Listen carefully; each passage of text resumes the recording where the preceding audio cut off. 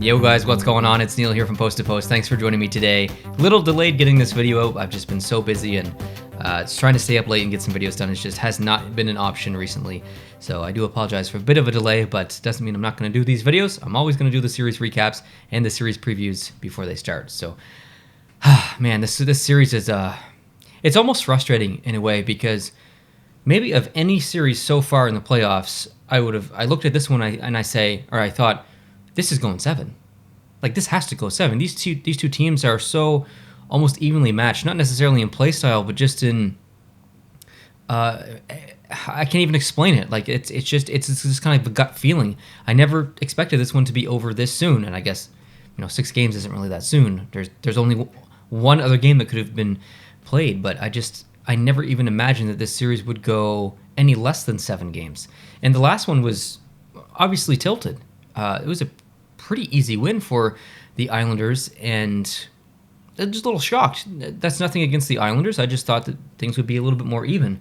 And I have to mention this right away. The Rask hate, a lot of Rask hate online, and I just don't agree with it. And I know that he's fighting an injury. I don't know if he's going to need surgery. I don't even know if they've released specifically what it is. But the hate that he has gotten from the Bruins fan base, and even outside the Bruins fan base, even just general hockey fans of other teams, just on the bandwagon of hating on Rask. It's like, even if he wants to come back, just to play for the team, I think maybe he just needs a change. So we may have watched Tuukka Rask play his last game as a Boston Bruin, and that's kind of sad, actually. It's going to be weird to see him with another team, or maybe he just literally decides to retire, which I personally don't see happening, but you never know.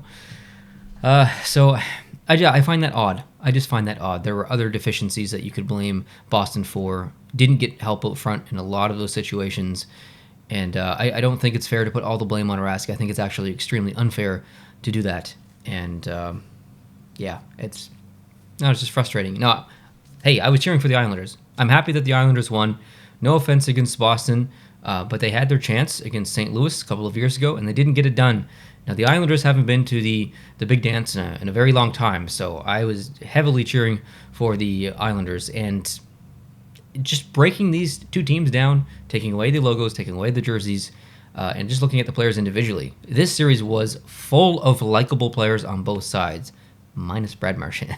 But if you look at the depth on Boston and you look at the depth on the Islanders, there's a lot of deep players that it's easy to cheer for as just people or as just players. And obviously there was more, I would say, depth success with the Islanders. Some great pickups.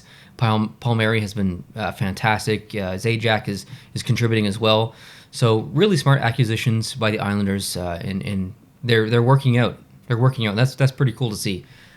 I would say more times than not, trade deadline acquisitions don't work out. So the Islanders are in the minority a bit when it comes to that. Now the Boston Bruins, it's going to be an interesting offseason for the Boston Bruins because there's a lot of big decisions to make. And then there's the Taylor Hall situation. Taylor Hall joined the Boston Bruins to win a cup, to go deep, and he got the furthest that he's ever been in his entire career in the playoffs with the Boston Bruins. And I suspect that they're going to try and re-sign him, and I suspect that he's going to want to continue to play there. But there's still likely going to be some conversations in the offseason and some other big conversations as well regarding other players.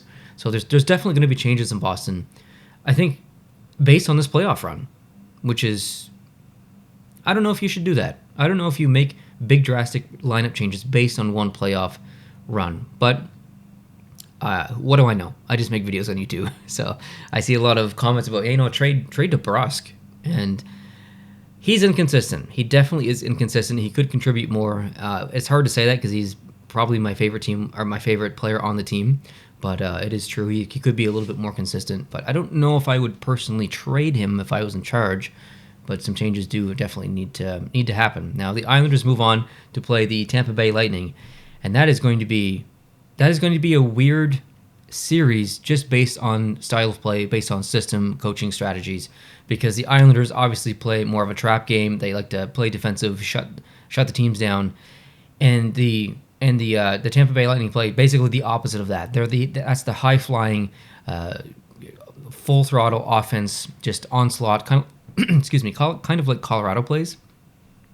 So to see those two matchups take place, or to, you know, those two styles face off against each other, I think it's going to actually end up being exciting hockey, because the Islanders are going to play very opportunistic. The Tampa Bay Lightning are going to take a lot of chances, and the Islanders are going to wait. I think the Islanders are going to sit back just a little bit. I think they're going to start actually like pretty quick and maybe push the offense. But once they get into the rhythm of their game, they're going to sit back a little bit and just wait for Tampa to make mistakes.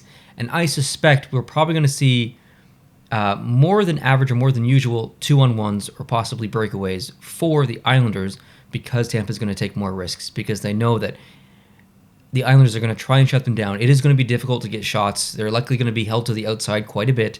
And so they're going to try and play a little bit more aggressive, and that's going to lead to potentially costly turnovers. So watch out for that. Watch out for the 2-on-1s and for the Islanders to capitalize on that. And that's their game, right? They are patient. They wait for their opportunities. And when they get them, they try and cash in pretty heavily. So I don't think we're going to see the Islanders, rack up 40 shots.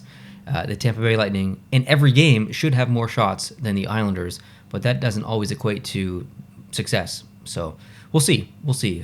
This isn't a series preview video, obviously it's a series recap video, but I'll make a separate video on that. I just wanted to touch on it a little bit. So happy that the Islanders won, but maybe good for the Boston Bruins long term. Maybe a good lesson here, and they can consider their lineup and their roster.